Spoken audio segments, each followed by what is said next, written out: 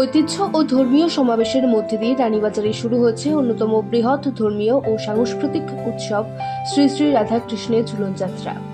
দীর্ঘ 22 বছর ধরে উদযাপিত হয়ে আসা এই উৎসবটি আগামী 28শে আগস্ট পর্যন্ত চলবে। এবারের আয়োজনের অন্যতম মূল আকর্ষণ হিসেবে সাজিয়ে তোলা হয়েছে শ্রীকৃষ্ণের 84টি রূপের বিশেষ প্রদর্শনী, যা দর্শনের জন্য প্রথম দিন থেকেই ভক্ত ও দর্শনার্থীদের উপচে পড়া ভিড় ও ব্যাপক উৎসাহ লক্ষ্য করা যাচ্ছে। ঝুলন যাত্রা উৎসবটা আমরা সবাই ভগবানের ভক্ত, ভগবানকে ভালোবাসি। ভগবানের শ্রেষ্ঠ লীলা হলো রাসলীলা, দ্বিতীয় লীলা হলো ঝুলন লীলা। ভগবানকে যেহেতু ভালোবাসি, সেই কারণে ভগবানের অনুষ্ঠানটা করে আমরা নিজে আনন্দিত বোধ করি এবং এলাকার মঙ্গল, জনগণের সবার মঙ্গলার্থে স্বার্থে ভগবানের কৃপায় আমরা যাতে একটু তার সান্নিধ্যে থাকার চেষ্টা রাখি। আশা করি রানীবাজার নয়, সারা ত্রিপুরার ঝুলন যাত্রা উৎসবে সেটাই। উৎসবকে কেন্দ্র করে গোটা রানীবাজার চত্বরে এখনো বইছে উৎসবের আমেজ।